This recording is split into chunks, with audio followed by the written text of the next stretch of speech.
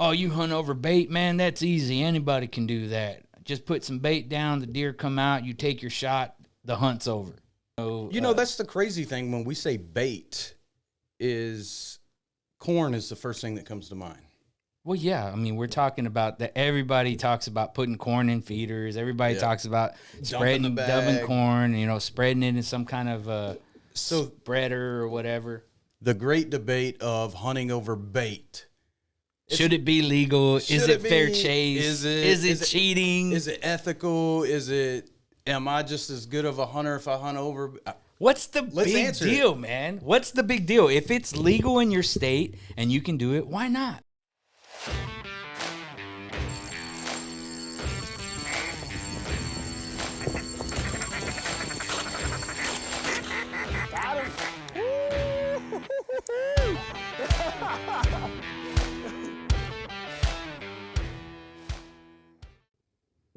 What's up, everybody? Welcome to another episode of the Cast&Blast podcast. I'm your host, Pinche Ben. Joining me is my co-host, Nasty Jim. What's up, everyone? And you guys, normally I'm sitting behind the producer's chair, and I'm doing that live and switching cameras. But today we got a special guest joining us behind the producer's chair. Who is that? That's my daughter, Gabby. So she's going to be producing for us today, and that puts us right here, man. It feels weird you sitting here in this seat. It kind of does, but you know what? We managed to make it work, and when we get a little bit of help, we're going to take advantage of it. Man, what are we talking about today, Jimmy? Man, so it's that time of year. We're talking about hunting over bait. We talked about hunting over bait before, but we were talking about dove hunting. That's right. Well, in next week, what is today? The 19th? 18th? It don't matter. This is going to come out. Yeah, it doesn't. The point I'm going to make is within a week, archery whitetail season starts. So with archery whitetail season starts, the great debate of hunting over bait. Should it be legal? Is it fair chase? Is it cheating? Is it ethical? Am I just as good of a hunter if I hunt over? What's the big deal, man? What's the big deal? If it's legal in your state and you can do it, why not? Why wouldn't you? Well, there's the argument. I mean, there's a lot of arguments. One, it's not ethical. They say, "Oh, you're baiting," right? We're gonna get into it. We'll get into it. So, some people think it should just be illegal. Two, there's a debate that a feeding zone can carry diseases that brings in other unwanted. So there's a host of different things, and we'll talk about those as we roll through this on our opinions of. I guess it's not even an opinion because if it's illegal, it's legal. But we do have some of our own strong opinions on some of this. All right, here's the deal. It's no secret that hunting over bait can be a bit of an advantage. Well, it depends on are you hunting or are you grocery shopping? Well, I mean, that's the thing. I mean, if you're hunting over a pile of corn and you're using that to draw them in, and you're just hunting that pile of corn, then really you're just kind of waiting on freaking, that's the crazy thing when we say bait is corn is the first thing that comes to mind. Well, yeah. I mean, we're talking about that. Everybody talks about putting corn in feeders. Everybody talks about dumping corn, spreading it in some kind of spreader or whatever. That is probably the number one bait or attractant. What about would a salt block, a mineral block, a flavored apple crush mineral block, is that bait or is that? It's an attractant. Attractant? It's considered bait. It's no different than decoying, dude. That's what I was gonna say. There is a difference between bait and decoys because one's a bait, one's a lure. What's the difference, bro? The outcome is the same, It's right? the same thing. You're drawing them in. Now, here's what I will argue. There is a debate over whether one is real hunting or one is cheating. Okay. All right. Well. All right. Give me what you got. Here's the debate. Oh, you hunt over bait, man? That's easy. Anybody can do that. Just put some bait down, the deer come out, you take your shot, the hunt's over. I kind of got to agree with that. Well, that's fair. That's fair, right? But there's different types of using, or there's different ways and tactics of using bait, right? Yeah. So my question to you is, I'm going to rest the debate of whether it should be legal, whether it should be illegal, whether it's right, whether it's wrong. My question to you, are you hunting bait and hunting a feeder timer, and that's the only thing you're doing? Or are you just using it as an advantage to draw in animals? If you're just drawing in animals, then I don't see what's wrong with it. If you're sitting there and you go out and you put a feeder in the middle of a field and you're waiting and you're just going out there for 1 hour, you know the feeder's going off at 5 o'clock and you're sitting there watching that feeder go off.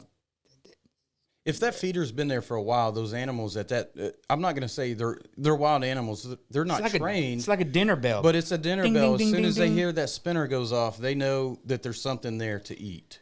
So, I mean, you could almost like clockwork count on those deer coming out. Yep. If we're talking deer hunting, you know, there's different ways, different animals to use. But we're talking whitetail season's coming up. Everybody's getting ready. Everybody's prepping. I mean, they've been doing the work for a while. Whether you got a food plot, whether you got feeders set up and timers going, and you got that thing going like clockwork. And well, you said a food plot. Yeah. Is that bait? Yeah. What if you have an ag field? You're a farmer, Farmer Ben. You look like you could be a farmer. You're out there raising corn, milo crops, whatever the crop is for that season. Is that crop field? Is that bait? Yeah. Or is that just your hunting grounds? It's bait, bro. It's bait. And let me tell you why. I'm with you. It's bait. I'm with you. Because I'm not going to get into the argument of, hunt. Again, guys, this is a live recorded, unedited podcast, and we got some technical difficulties going behind the scenes. Uh-oh, what happened? I did not coach my producer that camera 1 goes out, and when it goes out, you got to disconnect HDMI 1. So you can do that with camera on camera 2. Just pull it from Pull the HDMI cord behind it, reset it, put it back in. All right, we're good. It's back on, and you can switch that on. Every 30 minutes, that camera's going to go out. Damn, we've been going 30 minutes? This is the kind of stuff that the folks behind the scenes don't see me wrestling behind the... There's a lot going on that's back there. So I'm wrestling cables, and doing all that kind of stuff, but we're back. We're good. So you got Farmer Ben ag field out there. You've been growing. Yeah. And you're saying that's bait. It is. It is. It is. I mean, it's no different. Okay, if I got a cornfield, and that's normal agricultural practices for me on my land. Yeah. And I harvest that corn and I sell it or do whatever it is that I want to do. Even if you just grow it. Even if I just grow it to grow it. There's no difference in that ag field than that feeder? Spread and feed or corn on the ground. Now, there is one thing that I will say here is that, a lot of people say, well, that is cheating. You're not a hunter if you do that. You're not this, you're not that. You're still a hunter. What I would say is your woodsmanship, if you don't use a feeder, if you don't use attractants, lures, whatever you want to call it, and you're just out there getting it, your woodsmanship skills are probably better than that guy that just walks out, sits in that box blind, and waits over a feeder. It could be. It could be. It doesn't mean that it is. Doesn't mean that it is. It doesn't. It can be if you're using those methods to actually widen your horizons when you're hunting. That's exactly what's happening. Is we've seen it with our own experience. We get a hunter out there sitting in the blind. They got a feeder in front of them. An amateur hunter is going to be fixed on that feeder. Not even looking at anything else. Where are the deer at? We see it all the time. Before that feeder goes. They're coming from the outer sides, coming in. You don't have to stare at the feeder the whole time. So when you and I are out there and we're doing an observation sit, and we know the deer are coming to that feeder, and we're just going to go out there and see what kind of animals are coming out. We're not looking at the feeder. We're looking at where the animals are coming from to the feeder. And it took us getting out in the woods and seeing where they are, where they're staging, their bedding, and all that stuff to know. And then we kind of set up a place for commercial hunts, right, to make it more successful for the hunters. Yeah, that's set up differently than. But my point is that when we go out there and we're doing an observation sit, that feeder is irrelevant to what we're doing, our operation. That feeder is just a tool in our tool chest. Yeah. So it should be a tool in that tool chest for the hunters as well. You got to think. I got a feeder. Yep. Wherever I'm hunting, there's a feeder set up. Whether the landowner set it up, whether you set it up, doesn't matter. Well, when you say set, let's talk about where a feeder's normally set up. even if it's in the woods, it's going to generally be in a open area, clearing. a little clearing, a little bit of an opening where you got a clear, clean, ethical shot. You don't always have that sitting in the woods in a tree stand or in some CRP or whatever the case may be, wherever you may be hunting. Right. Generally, around a feeder, you're going to get a good, clear shot. Yeah, because it's kind of, you set it up for that Exactly. That thing. So there's things that's why I feel like, is that not ethical? No, is that not trying to be ethical as a hunter? Well, it is, but so a lot of those people, I have asked some of the people that say, if you hunt over the feeder, you're not a real hunter. And I look at them, I say, would you hunt a pig over a feeder? Well, hell yeah, I'd hunt a pig over a feeder. Do you use fishing lures to fish? Is that legal?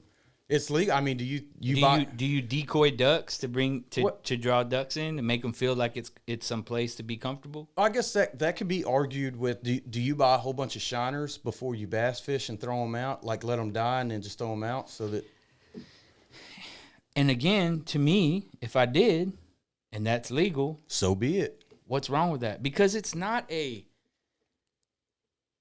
the end of the day, if you were doing something like, now here's where I would go and say, like if I was spraying my lures down with WD-40.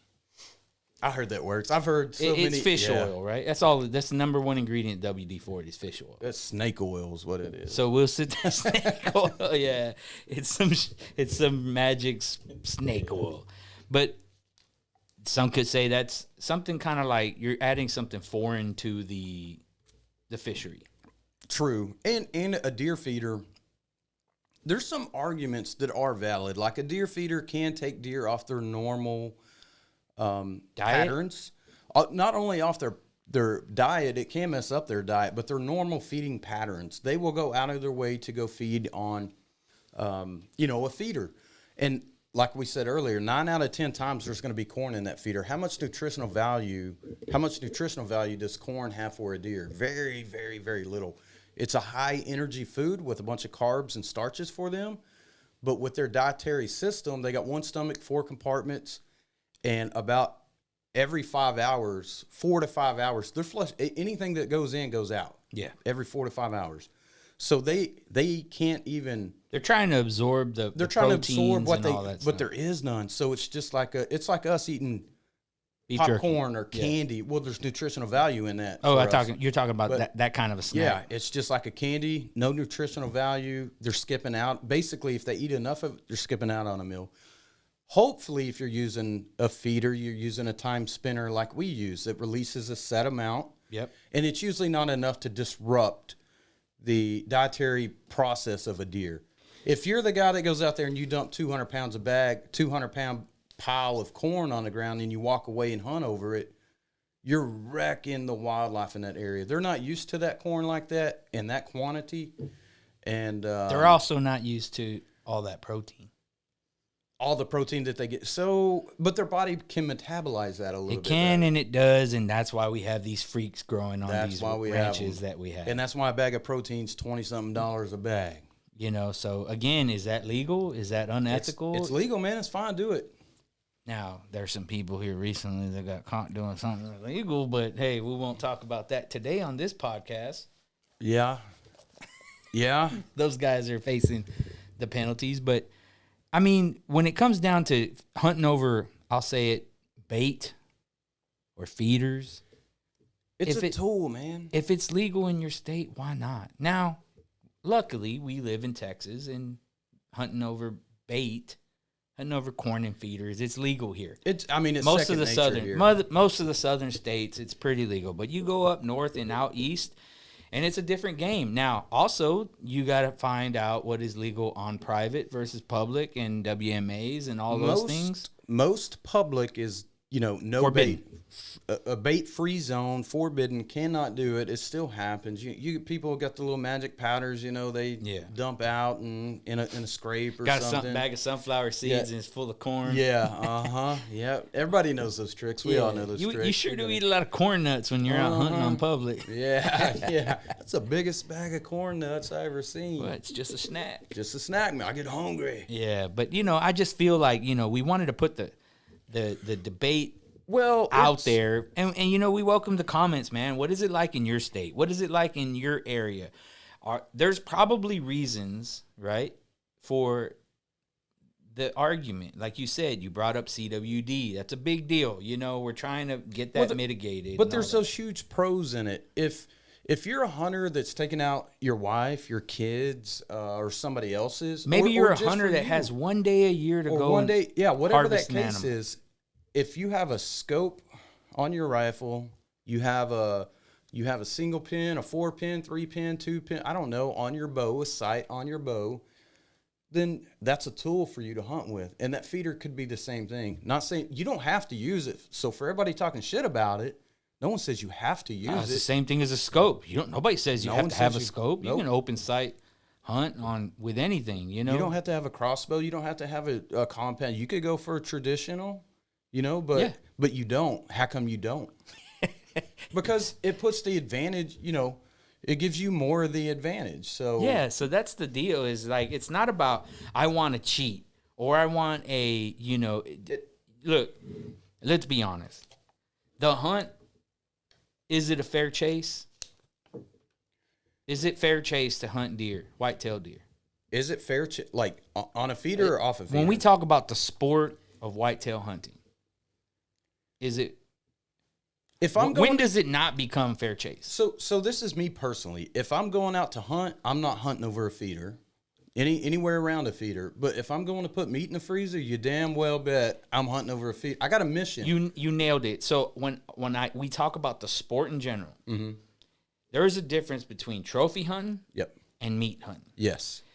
There's going to be people who are out after trophies. Yep. And guarantee you, man, those guys are going to be probably hunting over bait. The trophy hunters? Yeah. I would say on a high fence, you get those trophy hunters on public. And obviously you can't. There's a difference. So trophy hunting on public is a whole different subject. That's where those woodmanship skills come in. And that's the point I'm saying is between like the barrier there is woodsmanship, not a hunter, but woodsmanship. So again, one is not better than the other. It's not. No, I would argue that. I would say that one is way more successful than the other, and that's hunting over a feeder. Yeah. That's like, without a doubt. Should I wear water boots or should I wear muck boots when I'm out hunting and it's been muddy? I mean, I would. That's cheating. That's not hunting. I don't want my feet wet. It's the same argument. I get it, man. Dude. But and that's what it blows my mind, because why is it that in the hunting world, right, and the hunting and fishermen, the outdoorsmen, it's a crowd of congratulators or haters. There's no in between, man. Because if they either hate you or they love you for what you're doing. Because if you don't do it like I do it, you're doing it wrong. That's why. But that's the mentality. It kind of is, man. Or I grew up in my area, and my area does it. Man, we talk about it all the time. We grew up hunting completely differently. I grew up in South Texas, and in South Texas, if you ain't got a sendero cleaned and a blind to sit in, brother, you're not hunting. You can sit there and you can do a spot and stalk, but your spot and stalk will end at the spot where you can get to. A box stand and a feeder is almost a necessity in South Texas. But why is that? Landscape, topography, vegetation, just the way everything is laid out. It could be considered a luxury, but why wouldn't you? That bitch ain't a luxury when you're trucking it out there and standing it up. That's not a luxury. Man, you get out to some of these areas in South Texas, and you find an area that you can actually get to and see a bedding, see a traffic area. You're doing something there. You've already won. Does that mean you can actually hunt that area, take a safe shot, say you're bow hunting? It's almost impossible, some of that brush country down there. It's almost impossible with all the cactus around you. The density of that land. If you don't have a clearing or a shot, and you might be able to go out there and hack something down and say, I'm going to hide in this corner. And that's what I was going to say. You would be hard-pressed to go out there and find somewhere naturally that you can just archery hunt from. So we set it up that way for a reason. For a reason, yeah. And then, I mean, it became very successful that way, and then it just trickles out because it's like, damn, this shit works really good. Yeah. It works. If you're putting meat in the freezer. Now, if you want to get out and you want to grind and put boots on the ground and sit, weeks upon weeks, which I love doing, up in a tree, just waiting for that one shot, that one deer, that one everything, no bait, no tractants, no nothing.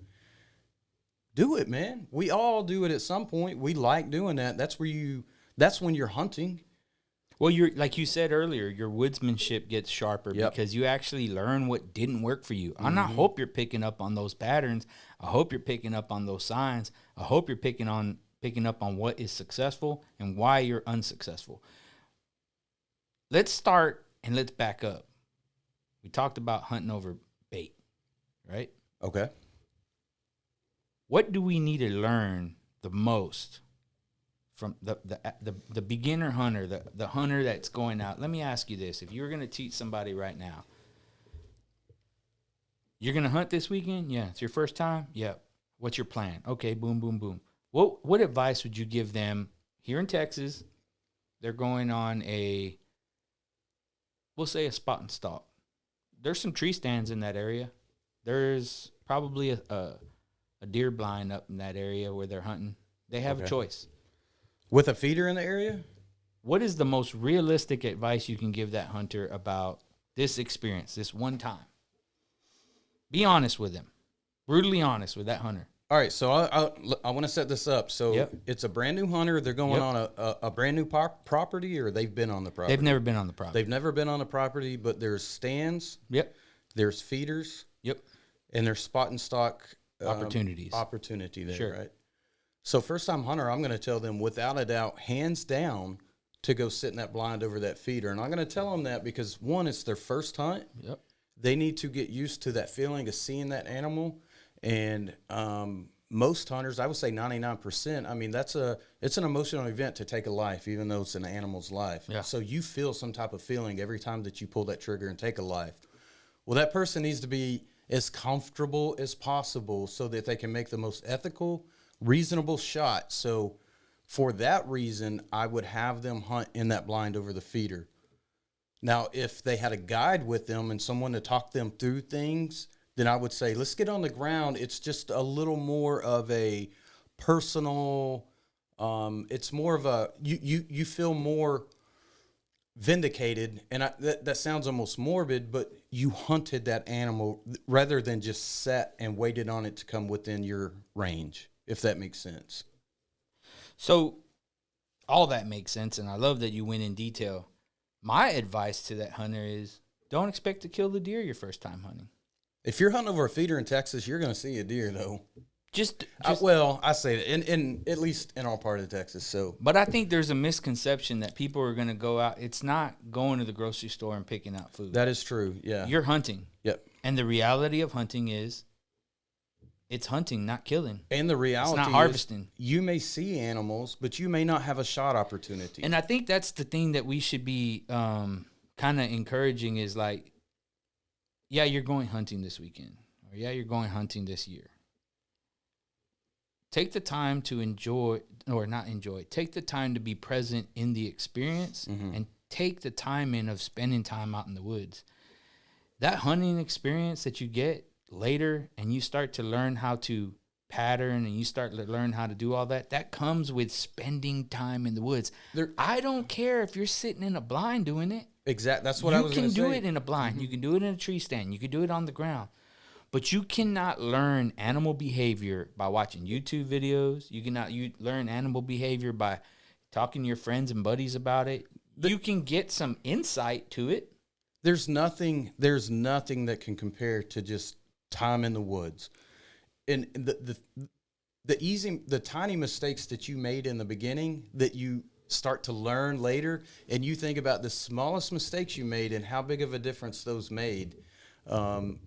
And when everything starts clicking, and you become part of nature while you're out there, dude, there's no better feeling, man. When you start hearing other animals communicate and you start kind of picking up like, man, are they ratting me out here? Yeah, when you can start, when you know different sounds from different animals and you know what those sounds are from the different birds, from these birds freaking telling these deer that I'm out here. And that's, when we're out there with people, we try to teach that to the people that we're out there with. And we're like, listen to that blue jay, listen to this crow, listen to that, listen to that. Listen to that this owl. And this is what's about to happen.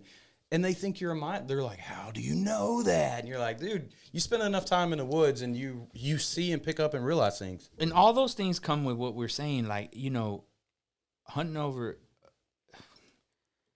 dude, let's say there's no vegetation on this property. You're hunting out West Texas. There's no food sources for the animals.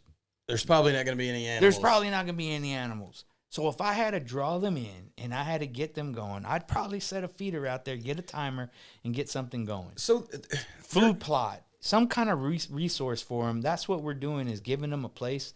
You're inviting them in. There's a lot of talk about what we're talking about. It's wrong to hunt over feed, right? And a lot Plots, of that, you don't see that so much in Texas, some of the southern states, like you said. But those northern states that you hear a lot of it come from, I wish that in the heart of winter, I wish that either state or a lot of private properties, I wish they could just supplement feed like crazy, because when they have cold, hard winter snaps, they lose a lot of deer. They lose a lot of whitetail. And if you got some supplemental feed out there, that could help keep your herd alive, you know? I just did a quick search, and I'm just going to name off some states that hunting over private, over feed and bait and all that stuff is legal. Legal. Okay. Legal. Alabama's legal to hunt private or lease land using bait. Arkansas, legal over private, banned on public. All right, most of these places are banned on public. Yeah. Delaware, Florida, Georgia, Kansas, Kentucky, Louisiana, Maryland, Michigan. Whew. All right, Michigan specific because it's... I knew that they had some weird stuff. I knew I had to stop there because I knew better once I read that. Baiting and feeding is banned in the Lower Peninsula, except under certain circumstances for disabled hunters. Okay, there's stipulations. There's stipulations. Also, there's so many, certain of these, or a number of these states that you have to have a kind of like a license or a certificate to hunt over bait. For whatever stipulation that it is. That lease or that ban or that private land. But I went on. There was Michigan, New Hampshire, North Dakota, Ohio. You may hunt over bait except for on public and the disease surveillance area. So again, there's stipulations. Yeah, there's a risk with running a feeder on your property because of the disease thing. But bro, there's a risk every time you get in your car to drive to the grocery store, you know? I mean, and if you're a good landowner and you're out there watching and keeping a good eye on your wildlife and conservation, then I think you're probably going to be fine. There's things you can do to mitigate that risk. Now, we talked a little bit about special permits or, restrictions in baiting. You know, every state has a different restriction. Some have a time and maybe amount you can use over a certain acreage and all that stuff. So again, it's not, and every topography is different. Every state is different as far as density, as far as natural resources, as far as all that, and all that gets taken into consideration. One state is not the same as the other. No. Period. I mean, one county is not the same as within a state, you know, they're all different. Yeah. So you got to know what you're kind of pointing your finger to when you sit there and bash on someone and why they're doing it their way. And you see it all the time. I mean, we made one post on social media and it went crazy and everybody's like, that ain't hunting. My state, we can't do that. Well, why in your state can you? Well, I mean, we say it all the time. If it's legal and ethical, run it. Keep your mouth shut against anybody else that, I mean, you want to shoot and button buck? Go ahead. It's your tag, not mine. I don't care. My freezer is going to have more meat in it than yours, but I'm not going to talk smack about you. No, as a matter of fact, I'm going to find out why you shot it, in a sense, right? I'm going to be like, hey, that was cool, man. You know, yeah, man, I took this one because I was with my son. My son took his first shot. Cool. Yep. I took this one because I only had one day. It was getting to last light, and I was going to pack up and go home empty. That was my opportunity. I was going to go home empty, and I sure as shit paid for this freaking hunting license, and I got one chance to fill the tag. Like Pigman said, he said, if I paid this money, something's dying today. Something's dying today. So I get all those answers, and I figure it out. You know what I mean? Like, okay, cool. Now, if somebody just blatantly doesn't know and doesn't know any different, maybe you take that as an opportunity to educate them. Hey, do you know why we don't shoot button bucks? And if why is it that or why we did take this one. Yeah, exactly. So you use it as a time to educate if you're doing some type of management, if you're doing some type of risk management on your property, or you're doing something with the adjacent landowner. Everything it takes it gets taken into consideration. How many times you've been hunting on a property that you knew you had an adjacent landowner, and you and them were talking all off season about this booner that's out there. We just did that last year. And then he sends a picture and he's like, neither side got it, but the other neighbor got it. He's like, oh, I forget the guy's name, but he's like, well, Charlie shot this one this morning, big drop time buck. And we were like, damn, this sucks. And that's why sometimes I totally get the whole, like, do I let them grow or do I drop them? Yeah. Do I let them go another year? Sometimes. If you can keep that deer in a core area with, where it's going to be safe, but if not, neighbors, if you don't get him, neighbors get him. If you don't, somebody will. Somebody's going to get him. And if you're not hunting over bait, somebody else is. So Yep. I say, to sum this up, if it's legal in your state and it's not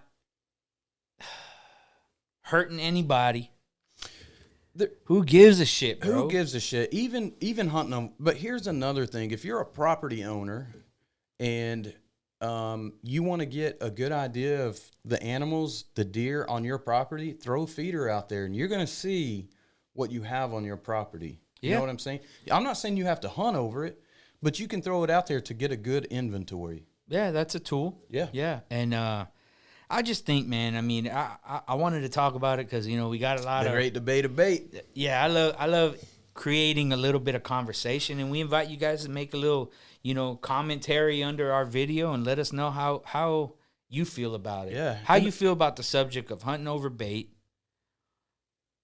whether it's fair chase, whether it's unethical, whether you feel like it's cheating, whether you feel like it's not real hunting. Let us know. Or if you just feel like I'm going to fill the freeze, I'm going to get groceries, or I feel like going on a real hunt, so I'm going to real hunt, And that's what we do. We take we'll hunt over feeders sometimes. I'm going naked and afraid. Naked and afraid. No, I'm gonna bring a knife, a pot, and some rope. Yeah.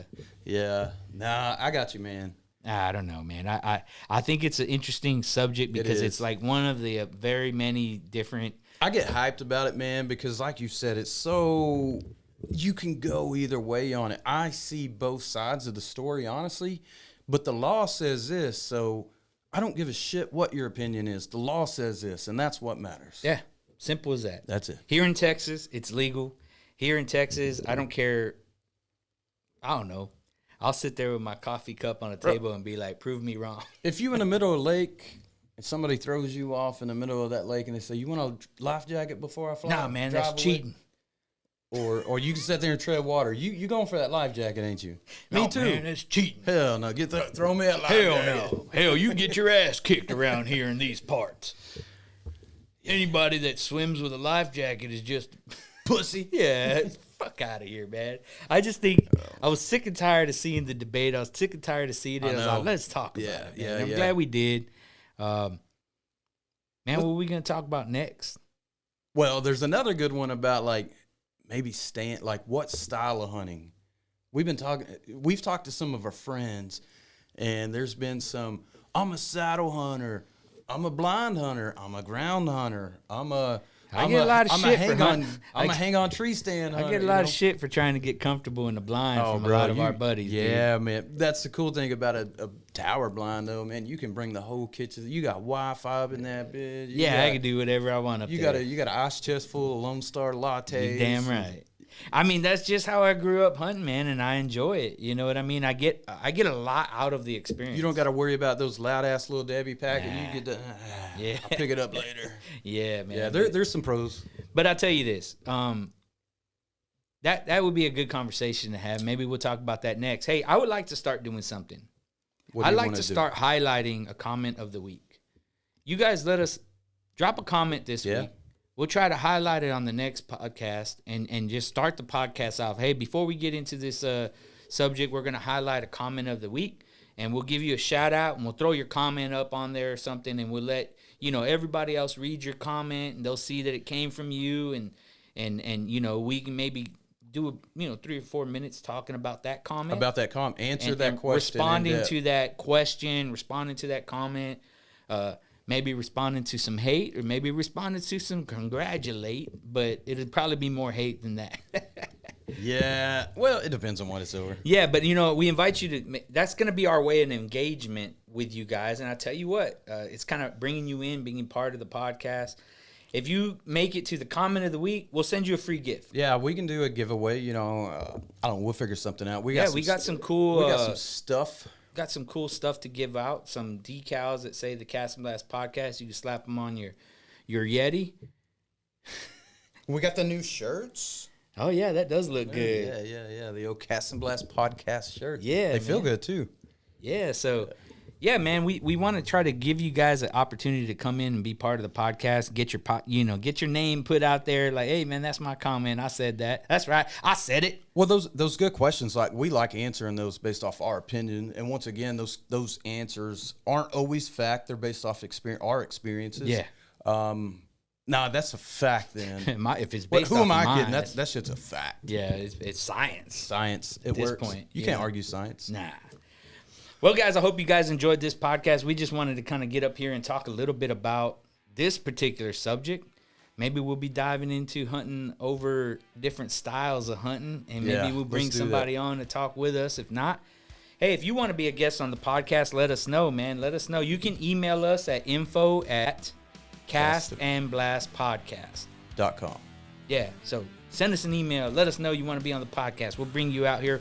We'll fly you in first class.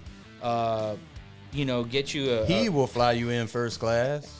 Y'all better have some diesel in that truck to get down here. No, man, we think it'd be cool. You get down and we can figure out how to get it like a video. Yeah, we can figure something out. It would be really cool to have a fan, from out of the local area. Let us know how it's going in your neck of the woods. Yeah. But until then, we got feeders to fill, Ben. Let's go fill some feeders. Let's go get to some work, man, and start this season. Let's do it. All right, September guys. 27th. We'll see you guys on the next episode of the Cast&Blast podcast. Thank you guys for joining. We're signing out. Peace. Wish us luck filling feeders.